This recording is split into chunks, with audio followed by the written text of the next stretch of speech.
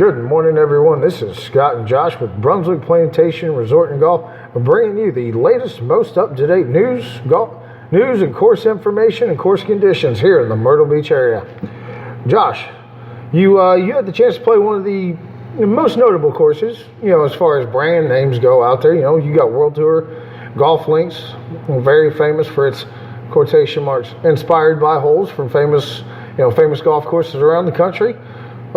Give us your thoughts. What kind of shape was it in? When I played, it's always in pretty good shape.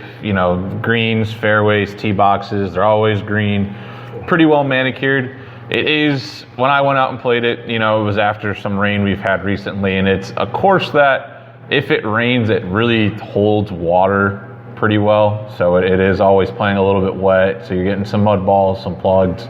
Obviously with the overseeding now, it takes the courses a little bit longer to let the grass grow and then cut it. So, that's just what we're dealing with right now in these types of conditions is it's the saturation. And is it something that you should play after some rain has come through or wait a couple days to see if it dries out? I would recommend doing that. Recommend waiting a couple days. Waiting a couple of days. It's still playable, don't get me wrong. 1 and 9. On the open side, they're always cart path only, so regardless of how wet and dry it is, because it's replicas of St. Andrews and it's just one massive fairway, so they don't want people, riding the carts and potentially getting hit by golf balls because, like you look at number 1 and 9 at St. Andrews, or 1 and 18, at St. Andrews, which is 1 and 9 at World Tour, you can see that why they want to keep the carts off the fairways and keeping it far apart. But the course itself, it does have replica holes of some of the major PGA Tour courses out there, like TPC Sawgrass, the Island Green there at 17, Amen Corner at Augusta. People reference it as a gimmick course. It's not exact replicas of the hole. Obviously you can only get as close as possible. Right. I mean, you got legal situations that come into play whenever you say replica. That's why the term, I think, ever since I've been down, in the Myrtle Beach area the last 15 years, it's inspired by. Yeah. It is, and it's true. And, obviously you can get close to it. And I mean, I don't want to nitpick, but there's some holes that they say what hole it is and you look at it and it's not even really close. I mean, we could get specific, I guess. If you look at Augusta 12, at the actual Augusta course, it plays about 150 yards. The green is pretty small-ish. You got a bunker in the front, the bunker's in the back, the water there, you got Race Creek. You go to World Tour, I think from the tips, which is what you're kind of comparing it to, it plays about 180-something yards. Yeah, I mean, yardage-wise, it's even completely different. Like, how can you not get the yardage close? That's just a measurement. I was getting ready to say, I look at these guys on tour hitting into 12, and 9 irons, 8 irons, and I was like, man, I don't think I've ever played, World Tour without hitting at least a 5 iron. Yeah, I mean, you're at 6s and 7s, and you're like, why can't you at least get the yardage right? I get, aesthetically, you might not be able to get the same as exactly at Augusta because everyone knows Augusta. If you have something close to what they have, they're probably going to come after you with a lawsuit. But a yardage-wise, I mean, at least get it to the same yardage as what it plays. The TPC Sawgrass hole, it plays the yardage, but the green complex is not close at all. It is so much smaller. I've had the privilege to. Yes, it's smaller, and I never play it well here at World Tour, but I've had the privilege to play Sawgrass. I have, yeah. And you're right. It's what the slope and everything at World Tour, what you would expect to be that front right portion. Yeah. Where the Sunday pin is at the Players. Yeah. It's almost like the green's there, but the green's been rotated. I would actually consider Wallen Bay Golf Club number 13, the Island Green. Yeah. More similar to Sawgrass, yeah. But either way, World Tour golf course. I know it sounds like we're kind of pointing out a lot of negatives. No, yeah, but the staff, Brad Crumling over there with the staff, he's got a bunch of great guys. Pro shop stocked with all the latest gear. Yep. It looks amazing when you pull up, walk in, the overall experience.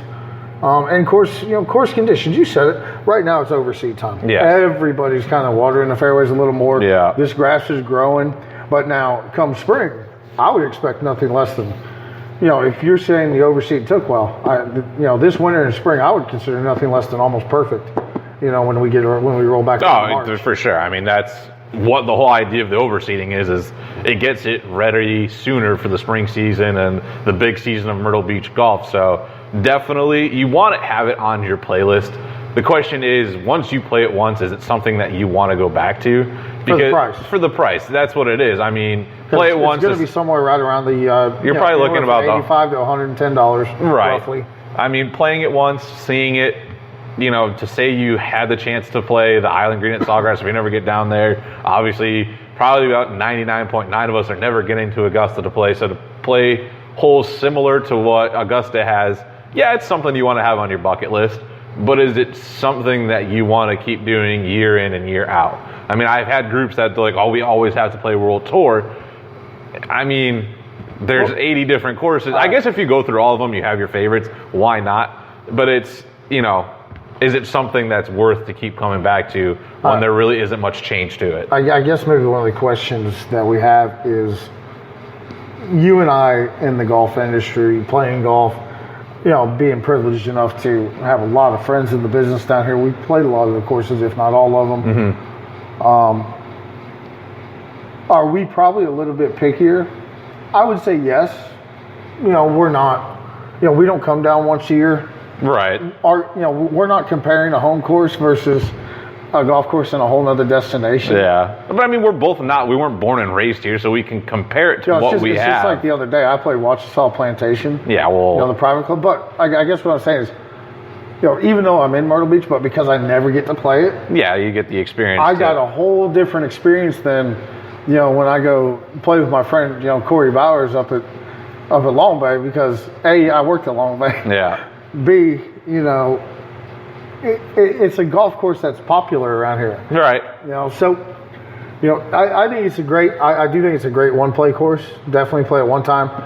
Maybe put it in your rotation every 5-6 years. Yeah. Kind of when you get thought about. But there are a lot of other great courses around here. But hats off to World Tour on really getting it back. Brad Crumlin and the guys doing a great job. Oh, that's that. The reviews for that place are incredible. I mean, from the staff, the experience. You said it. I mean, you show up, you're wowed by the staff as soon as you go to the bag drop, because the bag drop is separate from where the carts and everything are. So you deal with the staff right when you pull your car up. So the whole experience that World Tour provides is probably by far one of the best you're going to get here. So it's, definitely a course you want to keep in that rotation, and not every year, but probably, like Scott said, every 4 years maybe. Explore other things, but if it is a fan favorite, then we can see why you'd want to go back. Absolutely. Moving on. We finally talked to Adele from the Pearl. They made a few changes over at the Pearl. I believe superintendent, general manager, and then we've also got the course changes. They're going from 36 holes to 27. And we finally found out kind of the configuration a little bit. Yeah. So 1 through 2. For the East course. Yeah, so let's be clear. West course is staying. Yep. That will be named 2 different 9 holes. So West and North, I believe. I think that's what, they're going West, North, and East as the 3 course names for the 27. So the West course is going to be known as... I'm assuming there will be a West 9, a North 9, which is currently the Pearl West number 18, or the whole 18 holes. And then the East 9 is going to be holes 1 and 2 from the East course. Yeah. And then it's going to be 12 through 18 on the East course. Yeah. So everything in between is going to be gone. I would assume nothing more than development. With the market, housing market, people moving down. Well, that's that. I want to say it's like 4. I want to say it's like 4 people a day. Yeah, it's 4 people a day, or I think it's like 45 people a month. I mean, it's crazy how many people are moving to the Myrtle Beach area. I mean, we still have land for sale in a lot of places, but everyone wants those developments and HOAs. The Pearl is in a very vast location for a good development. It's not off the beaten path, but it's kind of set away in an area where it would be kind of quiet to live for the older community that looks like is the. I mean, there's still young people moving down here, but it's still the older generation moving here. That It's why. retirement, right? I mean, it's the retirement people, folks. Yeah. You know, they're ready to settle down, and they want to live close to everything, but not in the middle of it all. Yeah. So I mean, you can't fault Pearl for jumping at what could potentially be and maintaining a golf course. I mean, let's not kid ourselves. It's not cheap. no. I mean, 36 holes. I mean, here at Brunswick, we have 27, and we know what it's like here. Yeah. Pearl going to 27 to kind of be in the same situation as we are here. They're keeping the best holes by far that at our Pearl, with all the holes that are on the marshland. So at least they're doing that to keep the eye appeal there. Well, it's awesome, though, and think about it, because I don't think we've thought about it this way yet. Could this potentially actually be a major improvement? Because now, what if you play the East and West 9? Before you only had, if you played the East course, you only had the few holes on the marsh. Yeah. But you didn't play the West. So now you're going to kind of get... So yeah, you could potentially have 6 out of your 18 holes on the marshland or marsh view. Right. It's not all. I think they have 2 holes that run directly next to the marsh, but then the par 3s that have the backdrop is the marsh, and the par 4 going into them is also looking at the marsh. So I mean, it's 6 holes out of 18 out of some spectacular views that we have here in Calabash. It's a smart move. Yeah, absolutely. One thing you mentioned, though, too, with everybody building, it kind of gave me a last minute thought on infrastructure, right? Roadways.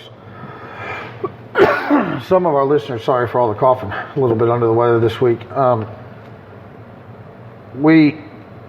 Highway 31, finally completed. down by our neck of the woods, now extends from Highway 9 in Longs, which is only about 7-8 minutes here from Brunswick Plantation Resort and Golf, all the way down to 707 now.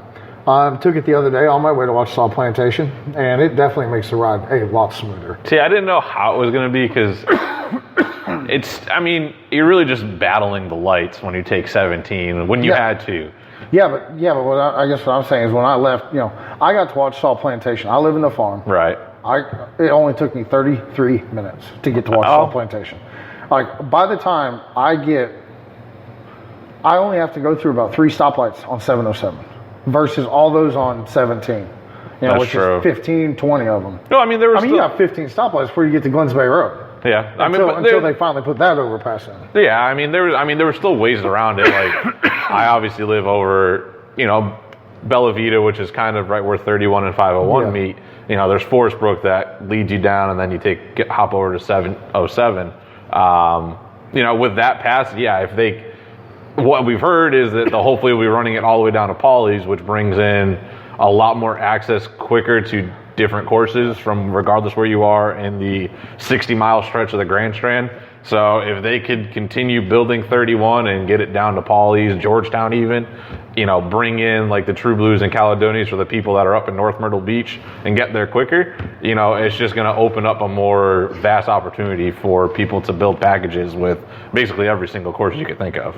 Yes, absolutely. So we've got World Tour and the Pearl. The kind of changes there. The Good Shape World Tour's in. Now, we're coming up on booking season for the spring, but we've also, winter is really still a pretty good time to come down and play. Oh yeah. We've got here at Brunswick Plantation Resort and Golf, we've got unlimited golf with lodging included for $75 per day per person. Just call us at 910-832-9094, and Josh can hook you up with all that information. Until next time, Josh, thanks for joining me, and let's get out, play some golf, and get some more news for these folks. Sounds good. Have a good night, guys.